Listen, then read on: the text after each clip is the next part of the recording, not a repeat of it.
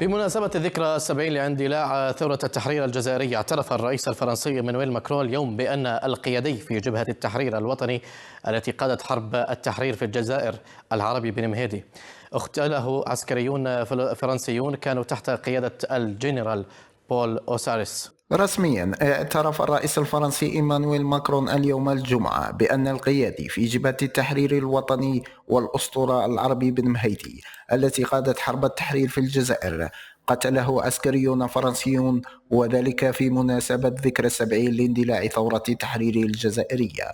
وأعلن قصر الإليزي في بيان أن رئيس الجمهورية يعترف اليوم بأن العربي بن مهيدي البطل الوطني للجزائر وأحد قادة جبهة التحرير الوطني الستة الذين أطلقوا ثورة الأول من نوفمبر قتله عسكريون فرنسيون كانوا تحت قيادة الجنرال بول أوساريس. وينضم إلينا من الجزائر مراسل المشهد محمد جرادة. إذن محمد، في الذكرى 70 للثورة الجزائرية يأتي هذا الاعتراف من الرئيس الفرنسي، لو تطلعنا على ردود الفعل.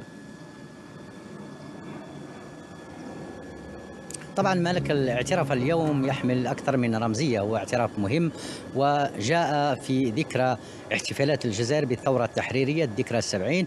طبعا اعتراف فرنسا الرسمي باغتيال المقاوم والقيادي ويعرف بمهندس الثورة التحريرية الجزائرية العربي بن مهيدي على مدار 7 أيام خلال اعتقاله في فبراير 57. كانت الرواية الرسمية بعد ذلك أنه انتحر تحت قبضة الجيش الفرنسي، لكن اليوم تعترف فرنسا أن الرجل قد تم اغتياله داخل أسوار السجن العسكري الفرنسي هنا في الجزائر. واعتقل العربي بن مهيدي من طرف مجموعة من المظليين، وبعدها بأيام عثر عليه جثة، وخرجت بعدها رواية انتحاره في السجن. ووفق هذه الرواية الرسمية وقتها فإنه انتحر في السجن حسب روايته.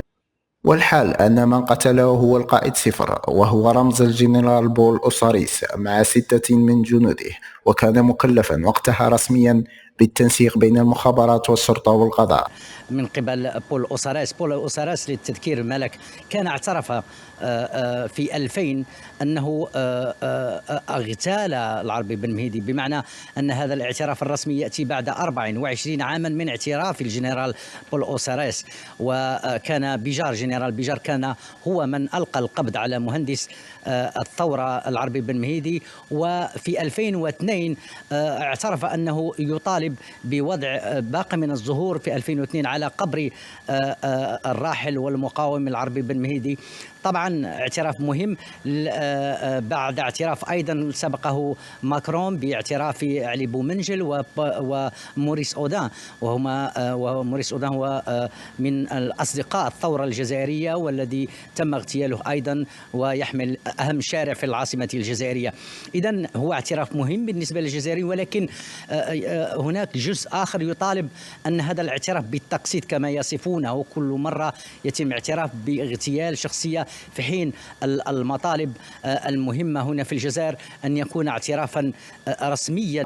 وانتظر أوساريس حتى عام 2001 ليعترف بمسؤوليته عن إعدام العربي بن مهيدي، وذلك في كتابه الأجهزة الخاصة الجزائر 1955-1957 الصادر عن دار بيران بكل هذه الجرائم. وما الاعتراف اليوم الرسمي لفرنسا باغتيال اعتراف رسمي باغتيال المقاوم العربي بن مهيدي هو إلا جزء من سلسلة الاغتيالات والإبادات التي شهدتها الجزائر على مدار 132 سنة من الاستعمار الفرنسي، وخلفت الآلاف من الضحايا.